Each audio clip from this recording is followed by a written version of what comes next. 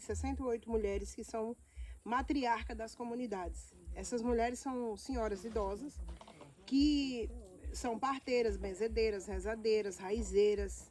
São a mulher tudo da comunidade, né? Mulher quilombola. Todas elas. E aí são 68 que eu também entrevistei. Eu fiz um e-book de mulheres. Inclusive minha mãe tá nele. Muitas mulheres lá falando sobre isso, sobre tudo isso, né?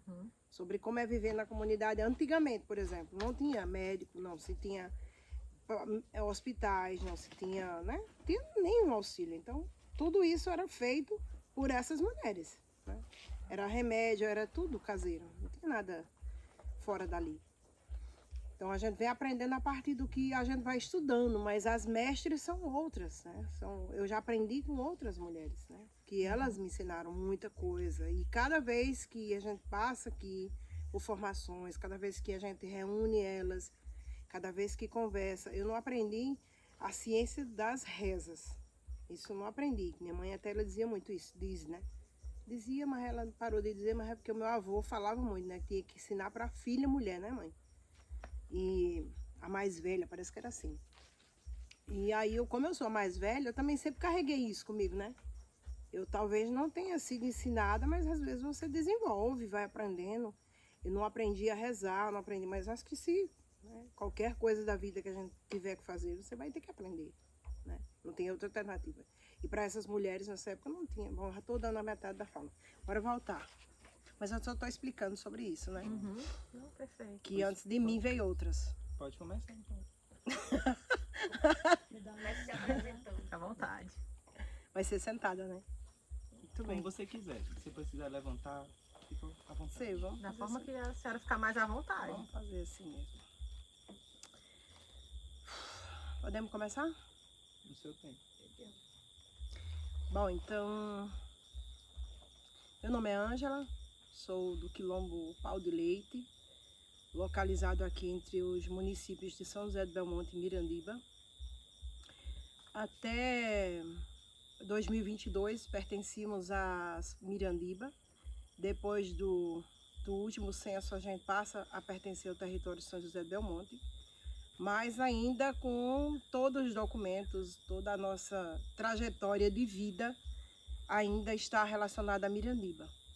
Até porque Mirandiba, ela é essencialmente o nome da primeira mulher quilombola negra que chegou nesse território, por volta de 1800. Então, ela chega com muitas pessoas negras e conversa que só existia grandes extensões de terra e só existiam os humanos em cima da serra. Então, eles conversaram se eles podiam morar no mesmo lugar e os índios pediram que eles morassem embaixo da serra, que eles em cima da serra cuidariam deles ali embaixo. Então, assim nasce, né, a partir dali, o primeiro quilombo, a primeira organização de povos negros do município de Mirandiba, e nasce também a cidade. Ela passa a nascer a partir dali.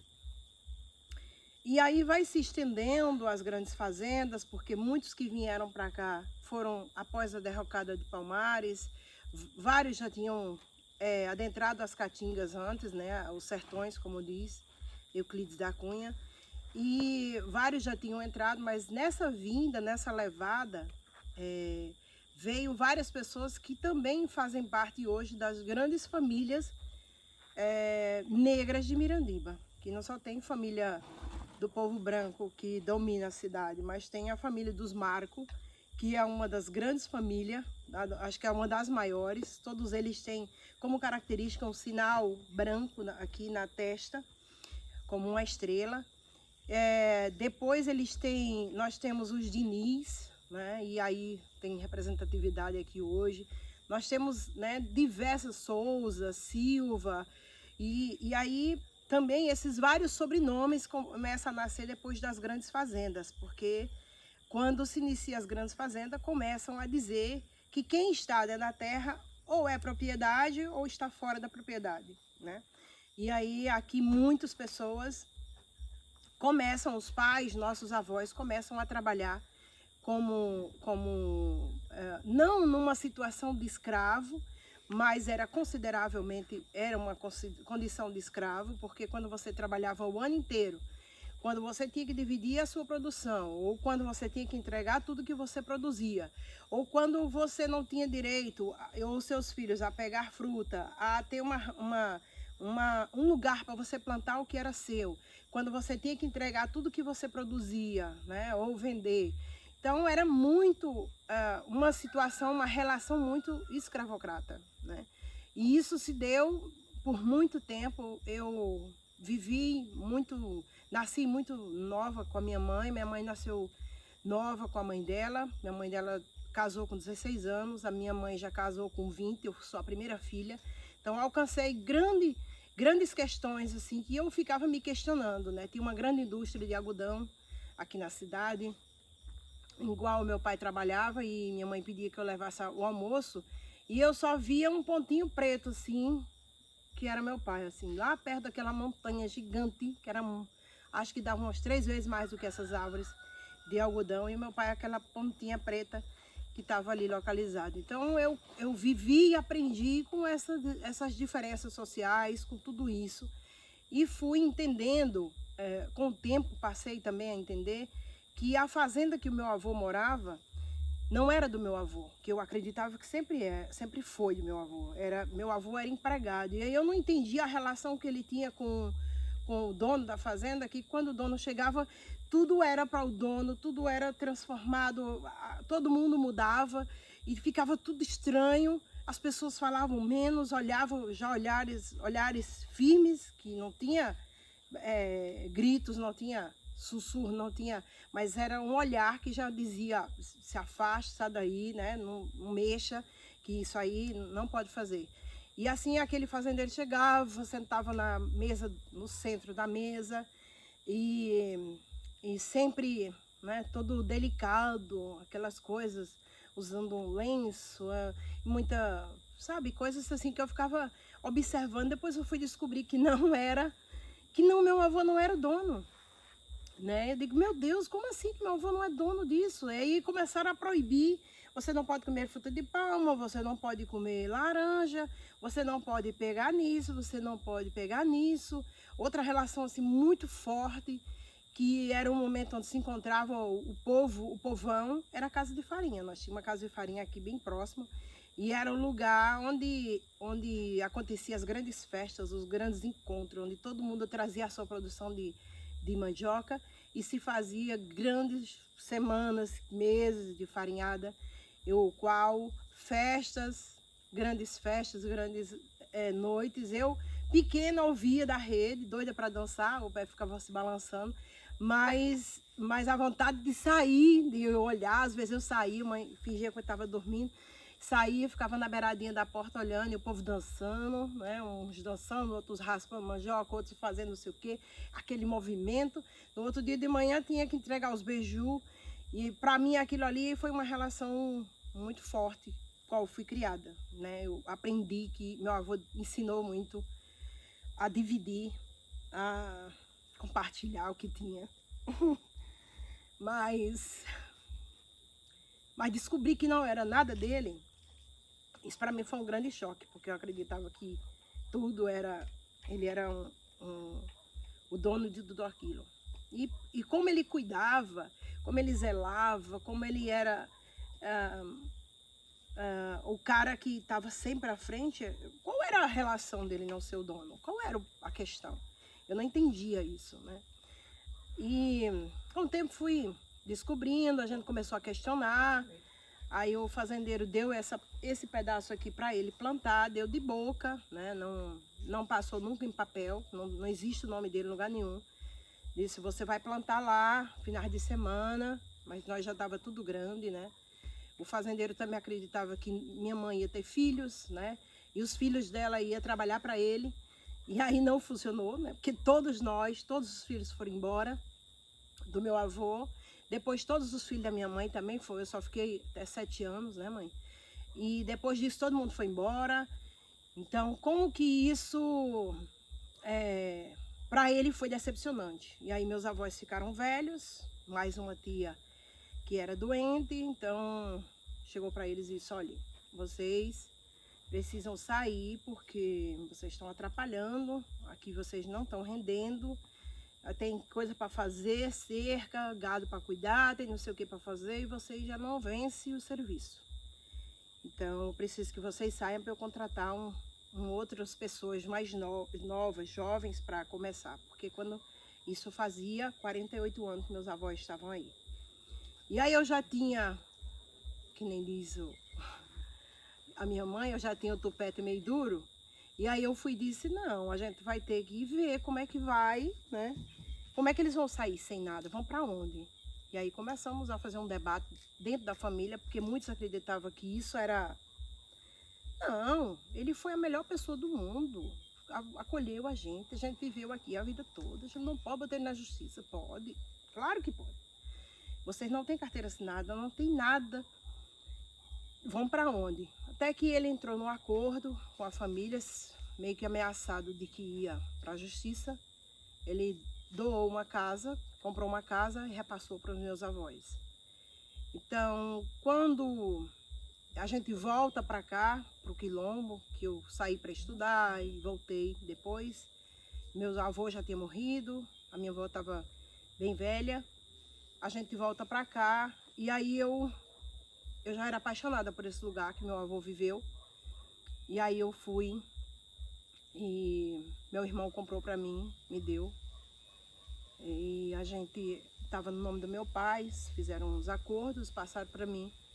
E eu passei a viver nesse lugar e construir o que a gente sempre sonhou, né? Eu já era casada e já tinha os meus 2 filhos, né?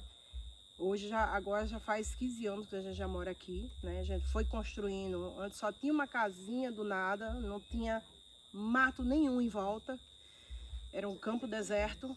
Então a gente foi construindo tudo isso, a gente foi deixando o mato crescer, plantando outras plantas e criando o nosso habitat, né? Hoje a gente é avaliado muito por isso, né? Porque aqui, se você olhar essa planta, não tem nada de comer, mas ela é uma planta que cura câncer. Então você não sabe, se você não sabe para que serve a planta, não derrube, né? Porque ela, além de ser sombra, ela também é uma das plantas hoje que cura câncer, né? O IP. Então a gente foi construindo esse espaço, deixando que as plantas tomassem suas formas, né? A gente construiu tudo e foi desenvolvendo vários sistemas aqui, né? Desde da fossa de evapotranspiração, desde do sistema SAF, desde as formas de irrigação para não estragar muita água, desde não derrubar nada, não matar os animais. Então a gente criou um ecossistema que tanto, por exemplo, vamos dizer, as cobras nos respeitam e a gente respeita elas, né? Porque as pessoas têm muito medo, não, tem muita galho em cima da casa, vamos tirar porque as cobras vão vir. Elas vão vir de todo jeito, você tem que começar a aprender a viver com esse habitat para que não mate nada que quebre o equilíbrio. Porque se você quebra um equilíbrio, você começa a deixar um animal desses com fome. Então você tem que pensar, como é que você tira o sapo, quem é que vai comer esses insetos que o sapo come? Se você tira a cobra, quem vai comer os insetos que a cobra come? Então esse equilíbrio ele precisa estar aqui e precisa todo mundo estar ambientalizado com isso, né? Não preciso me enfiar onde está as cobras, não preciso ter essa, né? Mas se a cobra vem, né, Luiz, devolve ela lá. A gente tem muito essa relação de não matar. Até minha mãe se pela de medo de cobra, né? E ela diz muito, vamos matar logo. Mas agora ela já aprendeu que não pode mais matar, né? Que tem que cuidar desse habitat, né? E o plantio de árvore ele é constante, né? A gente nem tem noção de quantas mudas a gente já plantou nesse lugar. Antes você conseguia olhar para todos os cantos dessa propriedade e você enxergar tudo ao longo, agora você não consegue mais, porque está cheio de árvores e tomadas de folha, né? E assim, a gente percebe agora também que está seco em toda volta, mas aqui a gente tem um lugar que está preservado, um lugar que choveu. E será por quê, né? E aí ninguém acredita, não. Tem nada a ver, negócio de ter árvore tem tudo a ver. só chove onde tem árvore. O índice de chuva se define por causa das árvores. Se não tem árvore, vai demorar a chover mais. Então, a gente vê os vários lugares, né, como está o desmatamento, como está a destruição, para a instalação de qualquer coisa, placa solar, usina, sei lá mais o que, tanta coisa que está sendo trazido que para nós não nos serve, né? Para nós não é útil, para nós não tem finalidade. Se eu, por exemplo, se uma coisa dessa chegasse na época do meu avô, acho que ele tinha enlouquecido, né?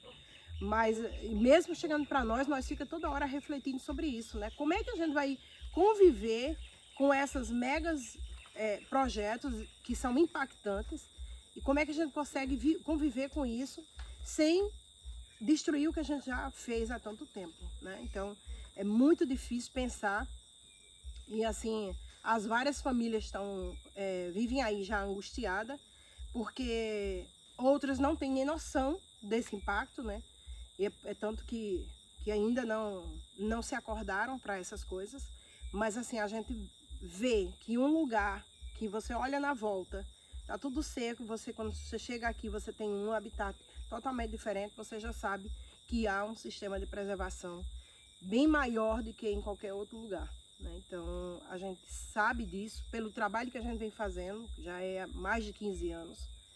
E é um trabalho também que não tem remuneração, é um trabalho que não é aceito por todo mundo, né? Várias pessoas, meu vizinho aqui tem uma casinha e tem um pé de ninho na frente. Aí, não, vou derrubar esse ninho que está atrapalhando, as folhas estão caindo aqui no chão. Aí ele vinha aqui, aí sentava ali e dizia, vocês querem morar na Amazônia, por que vocês não vão logo embora? Porque vocês têm um monte de mato, para que esse monte de mato? Eu digo, pronto, saia dali, vá ali, bem ali tem o sol. Ache o sol e fique lá, para o senhor entender o que eu estou dizendo, né? O senhor fica debaixo, tá bom aí, eu disse a ele, tá bom aqui, tá ótimo, então pronto. É por isso que a gente tem esses matos, esse monte de mato. E para nós essa folha não é ofensiva.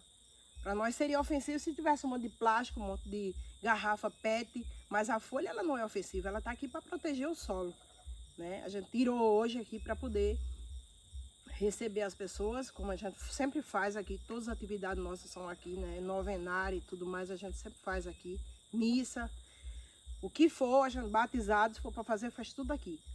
Mas é para a gente entender a importância de você estar num lugar preservado e em um lugar que não tem preservação nenhuma, né? É muito desafiador, não só desafiador, mas é também, acho que